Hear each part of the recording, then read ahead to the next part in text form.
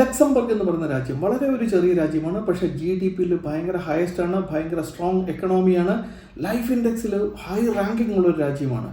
ഇങ്ങനെ ഒരു രാജ്യത്തിനെ കുറിച്ച് ചിന്തിച്ചിട്ടുണ്ടോ? അവിടെ പോകാൻ നിങ്ങൾ ആഗ്രഹിക്കുന്നുണ്ടോ? അവിടുത്തെ ഏറ്റവും വലിയൊരു ബെനിഫിറ്റ് എന്താണെന്ന് അറിയുമോ? അവിടുത്തെ പബ്ലിക് യൂണിവേഴ്സിറ്റി ഒരെണ്ണേ ഉള്ളൂ കേട്ടോ. ആ ഒരു പബ്ലിക് യൂണിവേഴ്സിറ്റിയിൽ നിങ്ങൾ പഠിക്കാൻ പോകുന്നതിന് ഫീസ് വളരെ കുറവാണ്. ഏതാണ്ട് 400 യൂറോയ്ക്ക് അടുപ്പിച്ചേ വരത്തുള്ളൂ. പക്ഷേ സ്വാഭാവികമായിട്ടും എക്കണോമി ഭയങ്കര സ്ട്രോങ് ആണ്. നിങ്ങളുടെ ലിവിങ് എക്സ്പെൻസസ് കൂടുതലാണ്. ലിവിങ് എക്സ്പെൻസസ് കൂടുതലാണെങ്കിൽ നിങ്ങൾക്ക് പാർട്ട് ടൈം ജോബിന് ഒരു പഞ്ഞും ഉണ്ടാവില്ല. കാരണം എക്കണോമി ഈസ് വെരി ഹൈ. അടുത്തൊരു ഇതെന്ന് വെച്ചാൽ ഫിനാൻസ്, ലോ, ടെക്നോളജി, ഇതുമൊക്കെ ആയിട്ട് റിലേറ്റഡ് ആയിട്ട് വളരെ സ്ട്രോങ് ആയിട്ടുള്ളൊരു രാജ്യമാണ് ലക്സംബർഗ്. നിങ്ങൾക്ക് ഈ ഫീൽഡിലൊക്കെ ജോലി കിട്ടാൻ ഭയങ്കര സ്കോപ്പാണ്. ലോ പക്ഷേ അവരുടെ ഓൺ ലാംഗ്വേജിൽ പഠിക്കണം. അതുകൊണ്ട് ലോ മാറ്റി വെച്ചാൽ നമുക്ക് ഫിനാൻസിൻ്റെ ഫിൻടെക് നമുക്ക് അതിലേക്കൊന്ന് ചിന്തിച്ച് നോക്കാം. പക്ഷേ അവിടെ റിസർച്ച് ഓറിയൻറ്റഡ് ആയിട്ട് പറയുകയാണെന്നുണ്ടെങ്കിൽ സ്പേസ്, സൈബർ സെക്യൂരിറ്റി ഇങ്ങനത്തെ മേഖലകളിലൊക്കെ അവിടെ റിസർച്ച് സ്കോപ്പും ഭയങ്കര സ്കോപ്പുള്ളൊരു രാജ്യമാണ്. ശരിക്കും പഠിക്കാൻ പോകാനായിട്ടും ഇതിൻ്റെ ഒരു പ്രത്യേകത എന്ന് വെച്ച് കഴിഞ്ഞാൽ യൂറോപ്പിൻ്റെ ഏകദേശം ഒരു നടുക്ക് ആയിട്ടാണ് ഈ രാജ്യമുള്ളത്.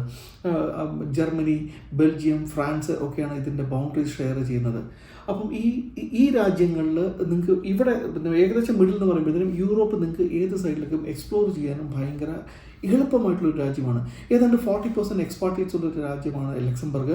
അതേപോലെ തന്നെ അതൊരു മൾട്ടി ലിംഗ്വൽ രാജ്യമായത് കാരണം നിങ്ങൾ ഇച്ചിരി ലാംഗ്വേജും കൂടെ എക്സ്പ്ലോർ ചെയ്ത് കഴിഞ്ഞാൽ എൻറ്റയർ യൂറോപ്പിനകത്ത് നിങ്ങൾക്ക് ഉറപ്പായിട്ടും നന്നായിട്ട് പെർഫോം ചെയ്യാൻ പറ്റുന്ന ഒരു സംഭവമാണ്. പക്ഷേ അവിടെ നിങ്ങൾക്ക് പഠിക്കാൻ പോകുന്നുണ്ടെങ്കിൽ മിനിമം ഒരു 70% മാർക്ക് വേണം. IELTS-നും നല്ല സ്കോർ വേണം.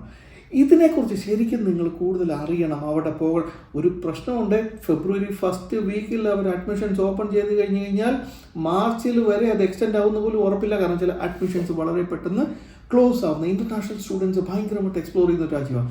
നിങ്ങൾക്ക് ഇവിടെ പോകാൻ താല്പര്യമുണ്ടെങ്കിൽ താഴെ കാണുന്ന നമ്പറിലേക്ക് വിളിച്ചു കൃത്യമായിട്ട് നിങ്ങളെ ഗൈഡ് ചെയ്ത് ഞങ്ങൾ ഇവിടെ എത്തിച്ചേരാം.